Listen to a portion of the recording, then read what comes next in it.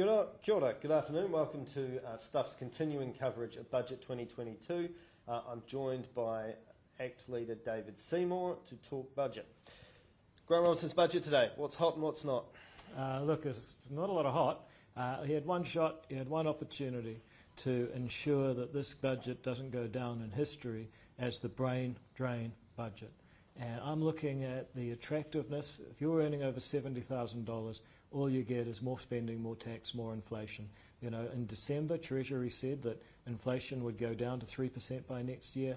Now they're saying it's going to stay high, 5.2% inflation next year. This cost of living crisis, we're not even halfway yet with inflation. Meanwhile, if you earn over 70 grand, you get no tax cuts. If you do earn under 70 grand, basically about half the country is going to be put on welfare for 3 months, get $350, and then that's it. Oh, and they'll give you free half-price train fares for a few extra months. That's it. Where's the strategy to start overcoming our declining living standards? You know, Australia's wages, the median wage in Australia has grown $6,600, $6,600 a year, faster than ours since Labor got into power. Where's the strategy to raise our productivity while we're getting lapped by Lithuania, the Czech Republic, and Slovenia, countries we used to feel sorry for? They used to be part of the Soviet Socialist republics. You know, we got such big problems, and yet this budget is just, well, we keep spending and hope they go away. It's pathetic.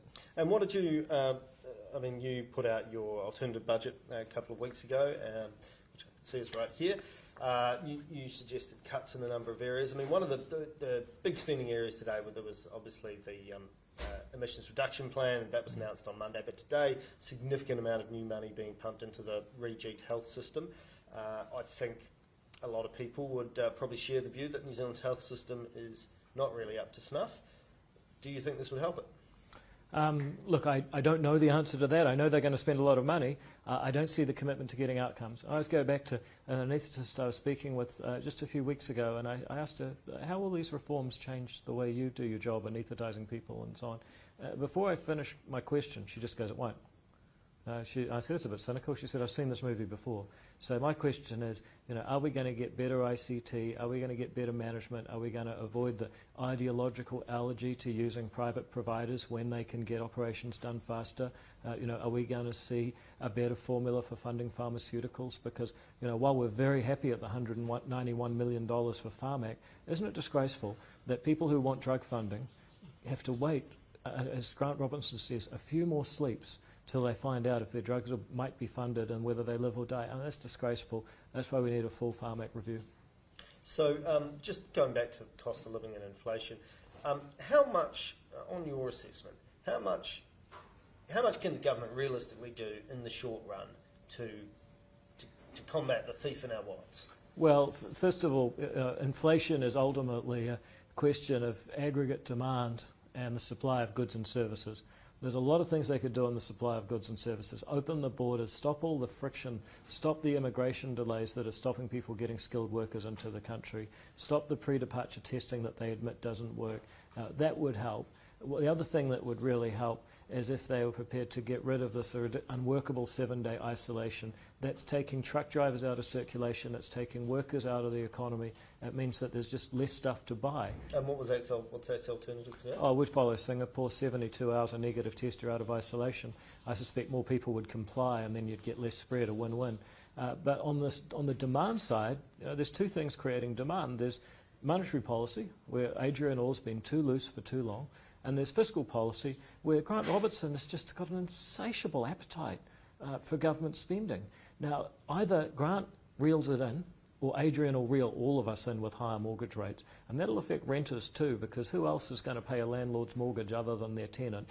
If you watch Adrian Orr trying to kill inflation by himself, by raising everyone's mortgage rates so they have no money left to spend and stop bidding up prices, man, that is a brutal way to do economic policy. It's going to be so painful for so many people. So what ACT would have done is said, look, $6.8 billion in reduced spending straight away, get the size of the public service, the Wellington bureaucracy, not frontline, but the Wellington bureaucracy back to where it was in 2017. That saves a couple of billion.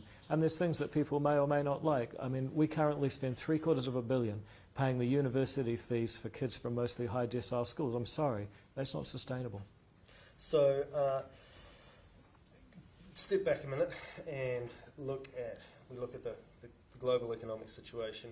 I mean, you talked before about loosening some of the frictions here, but obviously a big issue for New Zealand really is supply chain coming out of China with their continued lockdown policy. High inflation here, but high inflation other places as well. Bit of a global phenomenon. You can argue whether it's fiscal, central banker created, whatever. I mean, how would you place this budget in that more general global economic environment? Is it a budget for the times? Well, if you look at the worst, is Joe Biden, who decided to spray around 1.9 trillion and inflation just took off like a rocket. That's the worst practice. We are sort of second worst as far as I can tell. They had the opportunity to really kill inflation dead. Yes, there are global factors. We don't deny that. But there are also domestic factors which the government won't admit. If we can admit there's two sides to this, so can they. And admitting there's a problem is the first step to solving it. The reason other countries have high inflation is because they're taking the same dumb policies, tax, spend and print money. We need to stop doing it first, and that's how we can actually control inflation and get it lower than it would otherwise be. And run us through a couple of headlines of you are, I think, the only other party that has produced an alternative budget. Yeah. Run us through the two or three highlights, like what's ACT's prescription? Yeah, that's right. Look, ACT and Labor are the only ones that have produced a budget this year, and we think ours is better. But look, what we'd do, first of all, is focus on the goal. Kill inflation dead immediately, $6.8 billion in expenditure reduction, and then major tax simplification. Currently there's 6 tax rates on income in New Zealand. We'd take it down to just 2, aligning the top income tax rate with the company and trust rate. Not only is that simpler administratively, sorry tax accountants, not only is it more competitive, sorry Australia, not only does it get rid of tall poppy syndrome, we actually believe that it sends a message about what we want our culture to be. We want our culture to be a place where if you work, save and invest, then actually you keep more of your own money. We don't have a different tax rate to take more off you each time. So it's about making a statement that our culture is about becoming wealthier, because right now we're falling behind. The other thing we'd do is 3 strategic investments, a $250 million fund for principals to reward the best teachers. We're under-investing there, and it's going to cost us in the future. We'd also do an agreement with Defence that we get to 2% of GDP, so we can join in a genuine, independent but interoperable ANZAC alliance with Australia, because if we can't afford to defend ourselves with Australia, we can't afford to defend ourselves alone. And finally, we'd share over $1 billion a year with councils in return for them issuing more building consents, because right now they don't have the money for the infrastructure, they don't say yes to building, and as a result we don't have enough homes, and that is one of the biggest reasons why people are likely to leave this country. That's why we call it the brain drain budget. Seems like a pessimistic note to end on, but however, David Seymour, thank you so much for joining us this afternoon. I hope I'm wrong, I fear I'm right. Thanks a lot.